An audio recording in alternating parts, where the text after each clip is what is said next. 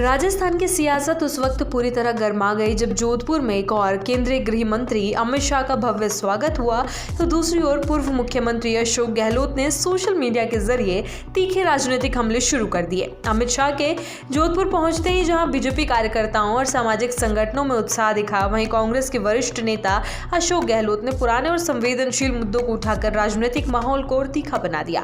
अशोक गहलोत ने कन्हैयालाल हत्याकांड को लेकर गृह मंत्री अमित शाह की कथित चुप्पी पर बड़ा सवाल खड़ा किया।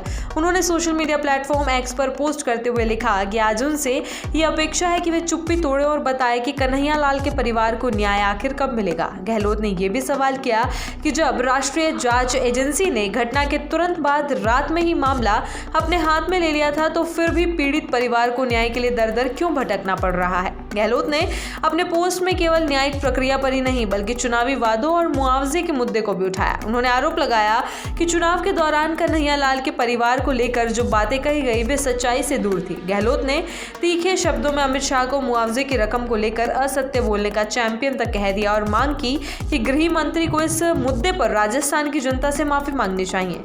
पूर्व मुख्यमंत्री यही नहीं रुके, उन्होंने इस मुद्दे को बीजेपी के उस राजनीतिक एजेंडे से भी जोड़ा जिसके सहारे पार्टी ने पिछला विधानसभा चुनाव लड़ा था। गहलोत ने संकेतों में कहा कि जिस दर्द और आक्रोश को चुनाव के समय जोर शोर से उठाया गया, आज उसी पर चुप्पी साध ली गई है। उनके इस हमले ने बीजेपी के भीतर भी हलचल पैदा कर दी और कन्हैयालाल हत्याकांड एक बार फिर सियासी बहस के केंद्र में आ गया। इधर राजनीतिक हमलों के बीच अमित शाह जोधपुर में महेश्वरी ग्लोबल कन्वेंशन में एक अलग ही अंदाज में नजर आए। उन्होंने अपने संबोधन में सामाजिक संगठनों और सामाजिक सम्मेलनों की भूमिका पर जोर दिया। शाह ने कहा कि इस तरह के सम्मेलन समाज और देश को बांटने का काम नहीं करते बल्कि इन्हें मजबूती देते हैं। उन्होंने कहा कि अगर हर समाज अपने गरीब और कमजोर वर्ग की जिम्मेदारी खुद ले ले तो देश अपने आप आत्मनिर्भर बनने की दिशा में तेजी से आगे बढ़ेगा। अमित शाह ने महेश्वरी समाज के योगदान की सराहना करते हुए कहा कि इस समाज ने देश के उद्योग, व्यापार और तकनीक के क्षेत्र में ऐतिहासिक भूमिका निभाई है। उन्होंने कहा कि उद्यमशीलता, ईमानदारी और सामाजिक जिम्मेदारी महेश्वरी समाज की पहचान रही है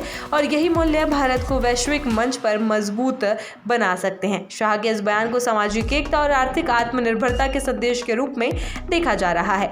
वहीं अशोक गहलोत ने अमित शाह के कार्यक्रम से इतर राजस्थान की मौजूदा बीजेपी सरकार पर भी सीधा हमला बोला। उन्होंने अपने ट्वीट के जरिए कहा कि आज राजस्थान में माफिया राज और रंगदारी से आम जनता त्रस्त है। गहलोत ने आरोप लगाया कि राज्य में कानून व्यवस्था की स्थिति इतनी खराब हो चुकी है कि अपराधियों के हौसले बुलंद है और सरकार मूक दर्शक बनी हुई है। गहलोत ने तंज कसते हुए कहा कि हालात इतने बिगड़ गए हैं कि दूसरे राज्यों की पुलिस राजस्थान में आकर कार्रवाई कर रही है और मुख्यमंत्री को इसकी जानकारी तक नहीं होती। उन्होंने इसे राज्य सरकार की प्रशासनिक विफलता बताते हुए कहा कि इससे प्रदेश की छवि देश भर में खराब हो रही है। गहलोत के इस बयान को वर्तमान सरकार की कानून व्यवस्था पर सीधा हमला माना जा रहा है। अमित शाह का सामाजिक मंच से दिया गया संदेश बीजेपी की उस लाइन को दर्शाता है जिसमें वो सामाजिक एकता, आत्मनिर्भरता और विकास को अपने एजेंडे का केंद्र बताती रही है। हालांकि गहलोत के सवालों और आरोपों ने शाह की यात्रा को पूरी तरह सियासी रंग दे दिया।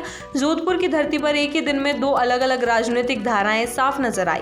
एक तरफ सामाजिक एकजुटता और विकास का संदेश, तो दूसरी तरफ तीखे सवाल, पुराने जख्म और सत्ता पर सीधा हमला। इस टकराव ने राजस्थान की सियासी फिजा को और गर्म कर दिया है और आने वाले दिनों में इस बयानबाजी की और तेज होने के संकेत भी साफ दिखने लगे हैं।